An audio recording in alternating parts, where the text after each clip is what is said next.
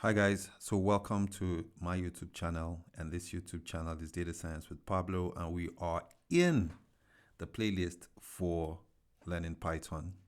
Right, so today we're going to be looking at passing a list to a Python function. And now the question is, why is passing a list to a Python function so important? Well, when you become a data analyst or a data scientist, there are some use cases where you need to pass several columns in a data frame into a function to perform a specific task. So we're going to get started with learning the basics at the moment. Now, the first thing I'm going to do is that I'm going to create a function, right? So here I create a function, and of course I'll always document. So I'll create a function. The name of this function, I'm going to start off with a def keyword, and I'm going to call this language. Let me just say, let me make it a little bit, put some context to it. I say tech language for short, or no, not for short. I'll just make it this. So that's the name of the function, right? Now it's going to take, I just make it take one parameter. So I'm just going to call that parameter, I'll call that language. Of course, with this, I'll put a full colon, then I'll come in here. Now, I'm going to put a doc string just to put some form of documentation for it. I'll call this language recognition. Right, so I'll call this language recognition. Right, language recognition.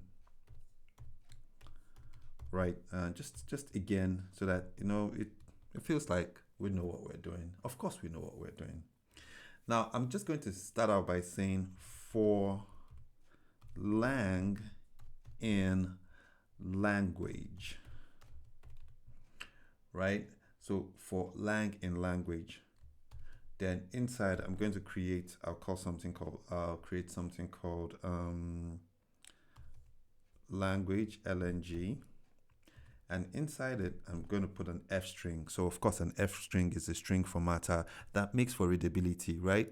Now you want to understand what F strings do. Just look through the playlist and you'll see stuff on string formatting, right? So I'm going to put an F string here, and I'm going to ask a question, and I'm going to say, what's your preferred language?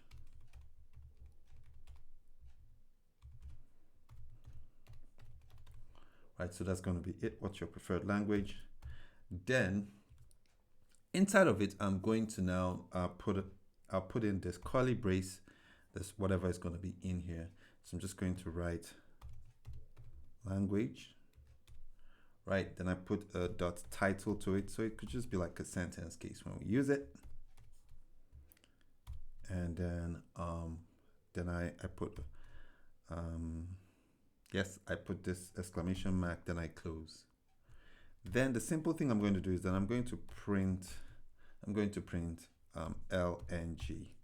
So right, basically that is our function, right? So again, we'll go through this function, the def keyword, the name of the function, the parameter we're choosing. So that means when we're making an argument, we are going to be using just one argument. Do you want to understand what a function, argument, and parameter is? Please check out the playlist. There's something on functions and arguments and parameters, right? Then we write a for loop that's just going to iterate into language, and then we create a function, and we create a variable, and we print out that variable. Now the first thing I'm going to do is I'm going to create because I want to make a function call, right? I'm going to create a list called languages. And inside of this list, I'm going to just add the very popular languages we know. No, I'm starting off with Python. Then I'll put JavaScript. Which other language am I going to put? I'm going to say R. The languages are notorious for data science. I'll say Julia.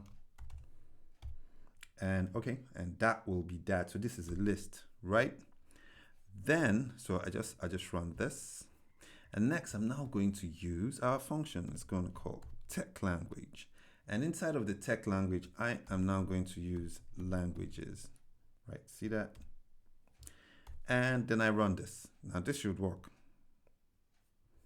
Whoa, we have an error. Now what's our error?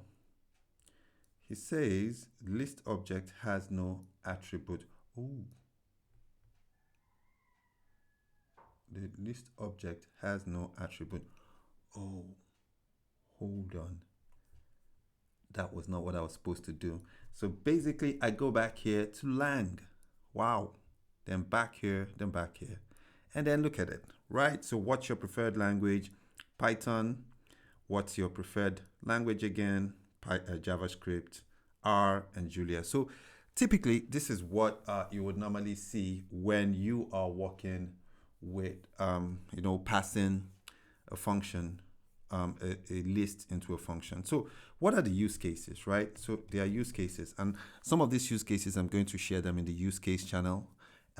So you can maybe some of the use cases that makes this important, or you can use this for, is you might want to, do a batch processing with multiple.